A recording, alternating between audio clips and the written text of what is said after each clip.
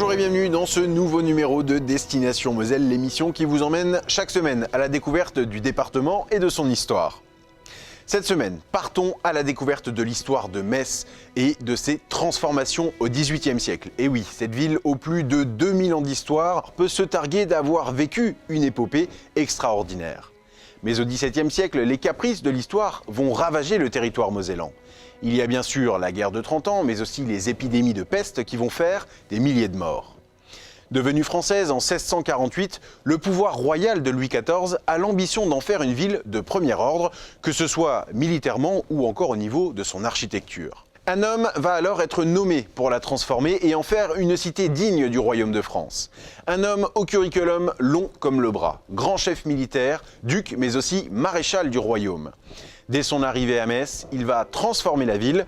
Et oui, son arrivée sonne comme un virage pour la ville de Metz. Regardez.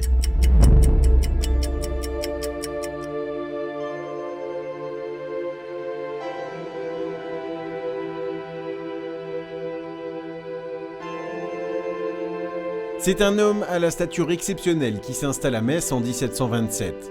Nommé gouverneur des trois évêchés de Metz, Toul et Verdun par le roi Louis XV, Belle-Île va honorer cette charge d'un engagement sans faille pour le territoire.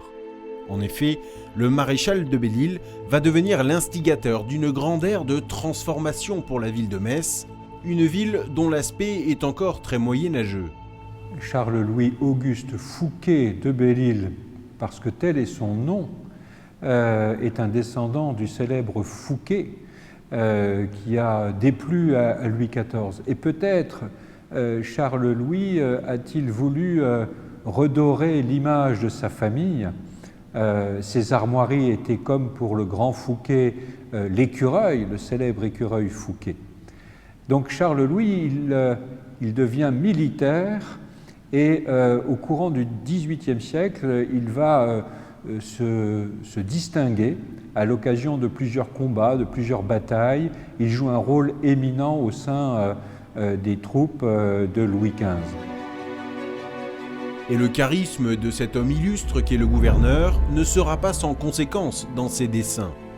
Auréolé d'une carrière militaire exceptionnelle et de nombreux hauts faits militaires, la popularité de cet homme aidera à asseoir rapidement son autorité sur ce territoire rattaché au royaume de France moins d'un siècle plus tôt. Ces passages à Metz sont de véritables événements parce qu'il vient contrôler si, en matière de fortification par exemple, les travaux qu'il a demandés sont bien réalisés, souvent avec l'aide des militaires eux-mêmes. Il vient vérifier si les grandes places dont il demande la réalisation sont bien faites. Il vient contrôler les travaux qui sont réalisés. Et donc, à chaque fois qu'il est annoncé à Metz, c'est un véritable événement. Peut-être pas à la hauteur de la venue de Louis XV, de notre roi à Metz en 1744, mais en tout cas un véritable événement et tout le monde se presse pour voir, pour discuter, pour avoir l'oreille du maréchal duc de Belle-Île. En tant que gouverneur des trois évêchés, le duc de Belle-Île orchestre la restructuration militaire et civile de Thionville en s'appuyant sur le génie de l'architecte Louis de Cormontaigne. L'ensemble fortifié de Thionville devient en quelque sorte l'avant-garde défensive de la ville de Metz, qui elle-même défend le royaume. Le maréchal duc de Belle-Île a repris à son compte les propos que Vauban aurait tenus au moment de la signature du traité de Ryswick en 1697, à savoir « les places que l'on a fait fortifier ailleurs sont pour couvrir des provinces, mais il faut fortifier Metz pour couvrir l'État ». Et l'une des grandes missions du maréchal duc de Belle-Île fut de fortifier Metz pour couvrir l'État, reprenant ainsi les propos de son grand prédécesseur Vauban. Mais si certaines transformations ont lieu aux alentours de Metz, c'est bien dans cette cité que les grands travaux démarrent. Et pour faire entrer la ville dans la modernité du siècle des Lumières, la cité va devoir se doter d'une place royale. Une place toujours centrale de nos jours, la place d'Armes, un projet qui ne s'est pas fait en un jour. Alors, lorsque Belle-Île arrive, il ne se focalise pas sur la construction d'une place d'armes.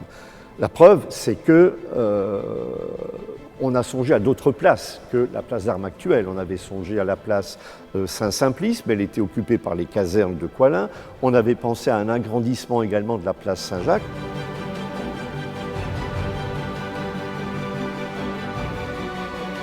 Et finalement, on choisit l'actuelle place d'Armes, mais qui présentait un obstacle. Ce n'était pas vraiment une place, elle était occupée par un certain nombre de bâtiments religieux. Il y avait l'église Saint-Gorgon, il y avait le cloître de la cathédrale, et les chanoines, qui étaient quand même une puissance à Metz, pas seulement une puissance religieuse, s'opposaient à ces destructions. Et puis finalement, ça a retardé le projet, et puis en 1754, vont commencer les travaux de dégagement de l'actuelle place d'Armes. Parallèlement à ces travaux, Belle-Île va transformer et agrandir la ville de Metz. Et s'il rénove de nombreuses rues, il ira jusqu'à construire des quartiers entiers, dont certains sont de véritables prouesses architecturales. Les réalisations messines du maréchal-duc de Belle-Île sont nombreuses. On a en tête l'architecture. On a en tête les grands édifices, qu'ils soient civils ou religieux. On a en tête l'amélioration des fortifications de la ville de Metz. Ces travaux d'urbanisme ont consisté à rendre les voies sûres, c'est-à-dire suffisamment larges pour qu'on puisse y circuler de façon commode, et en particulier les militaires. Il va s'employer à améliorer des quartiers, le quartier Outre-Moselle en créant Saint-Simon, avec un véritable quartier autour, pour augmenter la capacité de la ville en termes d'habitants. Il va créer une salle des fêtes et spectacles qu'aujourd'hui on appelle l'Opéra-Théâtre de Metz, et donc toute la place de la Comédie est due au maréchal-duc de Belle-Île. De nombreux bâtiments et places fortes sont construits sous l'égide du maréchal-duc de Belle-Île, à l'image de la place de France, dont l'église Saint-Simon domine toujours la rivière de la Moselle. Le palais du gouverneur ou encore le palais de l'intendant sont également des constructions notables de l'homme.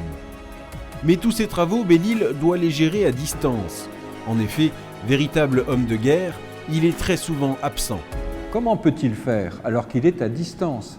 Eh bien, il a des commandants de la place, il a des lieutenants, il a des hommes à qui il confie des missions, à qui il donne des instructions, et ces hommes lui rendent compte de l'état d'avancement de tout ce qui se fait à Metz.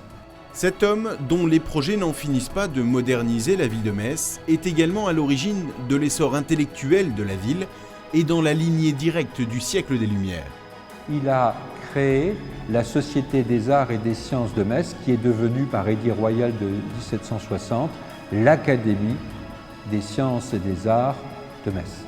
Cette Académie royale de Metz va rapidement briller dans l'univers intellectuel du royaume, et certains futurs artisans de la Révolution y sont même rattachés de près ou de loin. C'est le cas d'un certain Maximilien de Robespierre.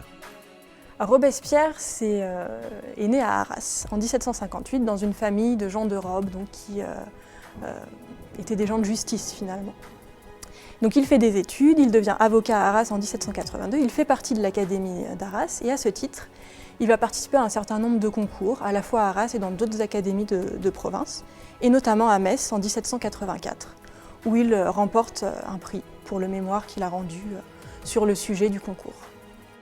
Mais alors que les travaux se poursuivent, un événement terrible va venir briser le cœur du maréchal. Il y a un drame dans la vie de Belle-Île. En 1758, il perd son fils, comte de Gisors.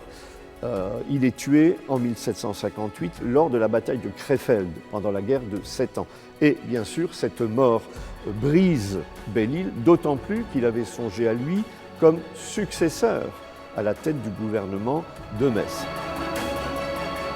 La mort de son unique fils, le comte de Gisors, signe la fin de son duché et le nom des Fouquet. À partir de cette date, si les travaux continuent, l'homme, lui, prend du recul. Et à sa mort, le 26 janvier 1761, à Versailles, la ville de Metz est un immense chantier encore inachevé. À la fin de la vie du maréchal-duc de Belle-Île, Metz n'est plus la ville médiévale. Metz est métamorphosée. Les axes de circulation sont clairs, larges, bien tracés. Le plan d'urbanisme suit son cours. Les grandes places sont réalisées. De nouveaux quartiers existent. Les fortifications de la ville s'étendent dans le secteur de Bellecroix, par exemple. Et donc, la ville est passée du Moyen-Âge à l'époque moderne en un peu moins de 38 ans, 37 ans, qui furent les 37 années du gouvernorat du maréchal-duc de Belle-Île. Les nombreuses actions du maréchal-duc de Belle-Île marquent le début des grandes transformations de la ville. Des transformations que d'autres se chargeront de continuer au lendemain de la mort de celui que l'on nomme Charles-Louis Auguste Fouquet de Belle-Île.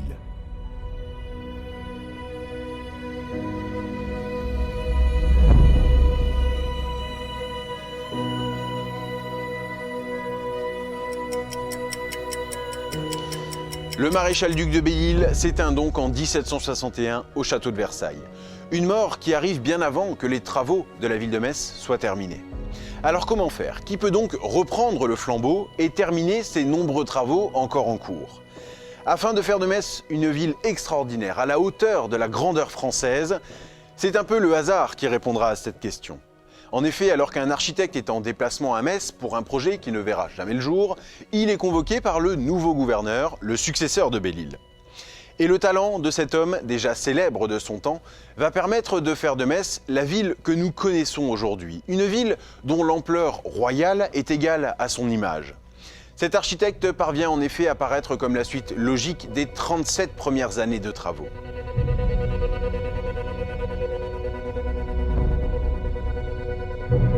À la mort du maréchal-duc de Belle-Île, la ville de Metz est en plein travaux. Et c'est l'arrivée d'un homme qui redonne un élan à ces restructurations architecturales. Cet homme, c'est Jacques-François Blondel, l'un des plus célèbres architectes théoriciens du XVIIIe siècle.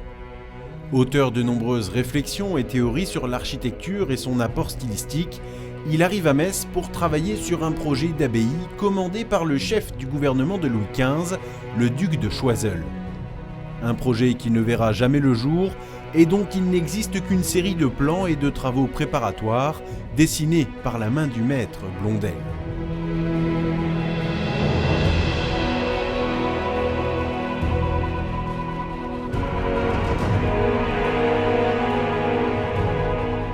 Cependant, lors de sa venue à Metz, il va être chargé par le maréchal d'Estrées, le successeur de Belle-Île, de proposer l'aménagement de la future place royale, qui vient de subir de lourdes destructions, et les autorités de l'époque n'ont parfois pas fait dans la dentelle pour dégager le terrain des anciennes constructions qui s'y trouvaient.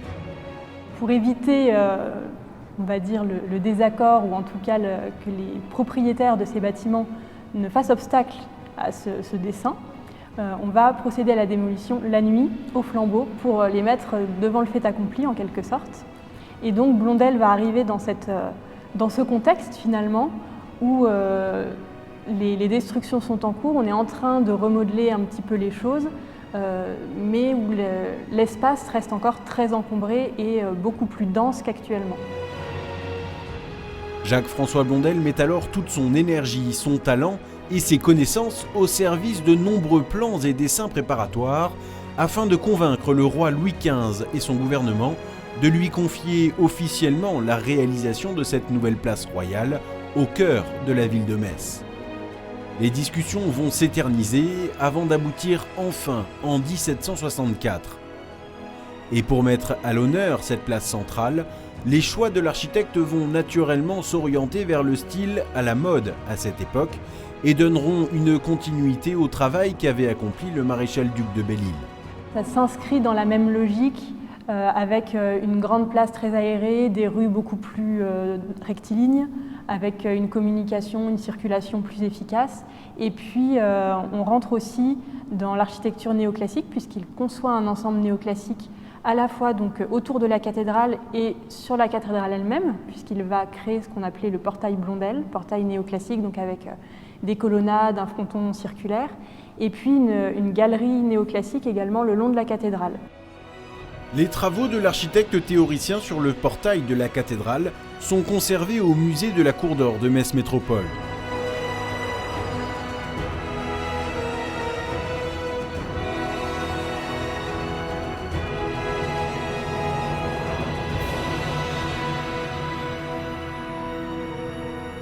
Alors il s'agit d'un dessin de la cathédrale de Metz avec le portail conçu par Blondel au XVIIIe siècle, donc qui est un portail néoclassique pour aller en fait avec le réaménagement de la place autour de la cathédrale.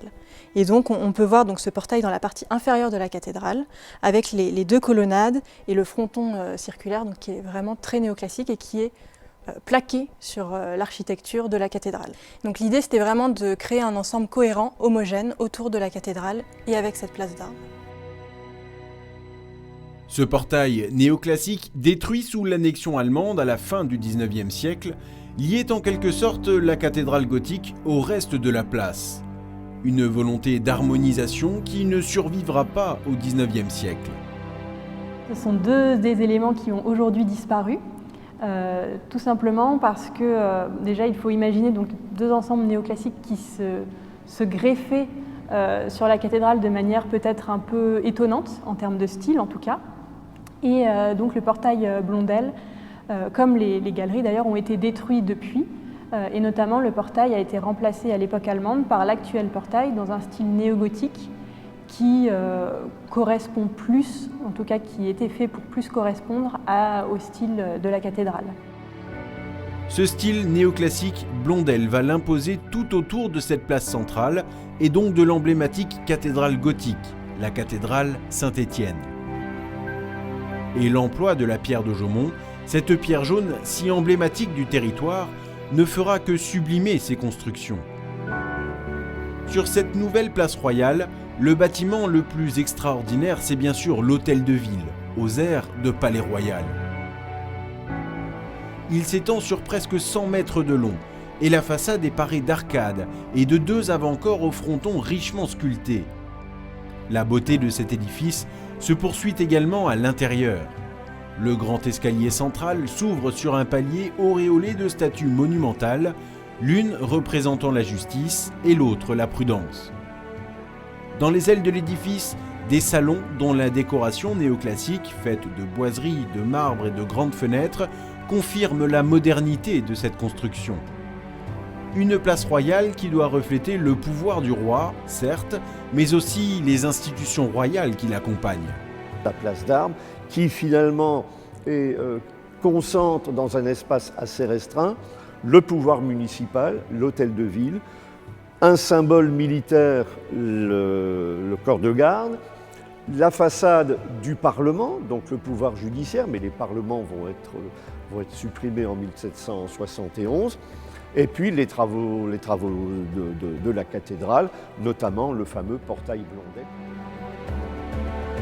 La ville de Metz se métamorphose grâce aux dotations de Louis XV et au génie de Blondel.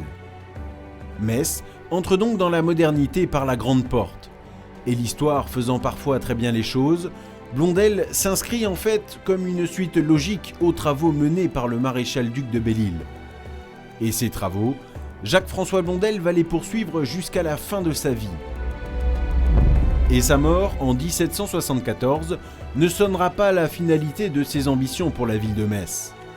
En 1785, c'est au tour du nouveau palais épiscopal de voir le jour, ou presque. Il faut savoir que l'évêque de Metz, c'est un personnage très puissant, il a beaucoup d'autorité, beaucoup de prestige, donc il faut construire un bâtiment qui corresponde à cette puissance de l'évêque, donc un palais grand avec cour, des ailes.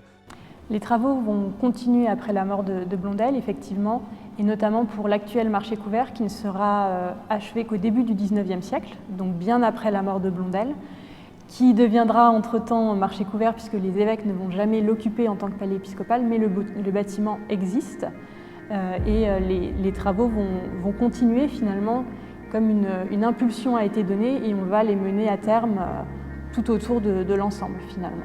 Et puis finalement la Révolution arrive, donc forcément les travaux s'arrêtent, d'autant plus que la Révolution va décapiter la puissance de l'évêque et les travaux vont reprendre en 1821 et ça va devenir le marché couvert. Les grands projets ne sont plus la priorité des gouvernements successifs qui s'installent. Pour autant, à la fin du XVIIIe siècle, la ville de Metz est transformée.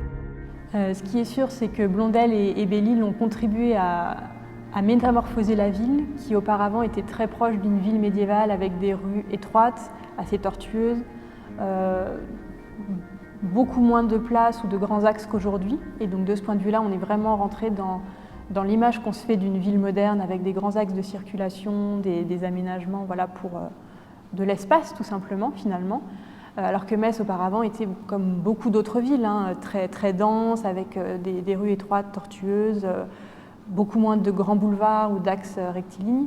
Et puis il y a effectivement une évolution stylistique, puisque c'est on va dire, le moment où l'architecture néoclassique fait son apparition à Metz. C'est le grand moment de l'architecture néoclassique qui va être utilisé un peu symboliquement, puisqu'en fait cette place d'Armes est aussi dans ce style, non seulement parce que c'était le style de l'époque, mais parce que c'était aussi le style royal. La ville sombre, étriquée, enfermée dans ses remparts et moyenâgeuse, est devenue une puissante cité défensive et militaire, où les quartiers modernes et les rues larges sont à l'image du flamboyant siècle des Lumières.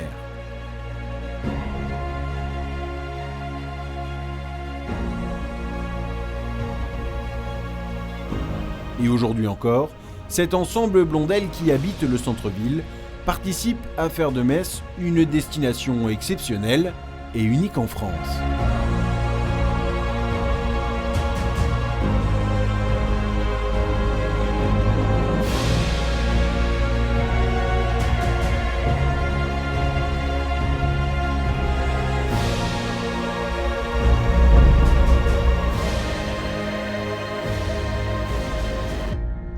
Belle-Île et Blondel, deux noms éternellement rattachés à la beauté de la ville de Metz.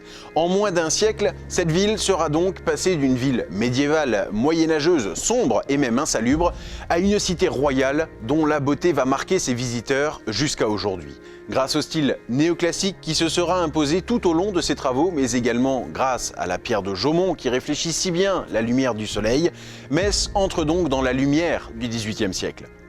Merci à vous pour votre fidélité et rendez-vous très bientôt pour de nouvelles découvertes au cœur du territoire de la Moselle.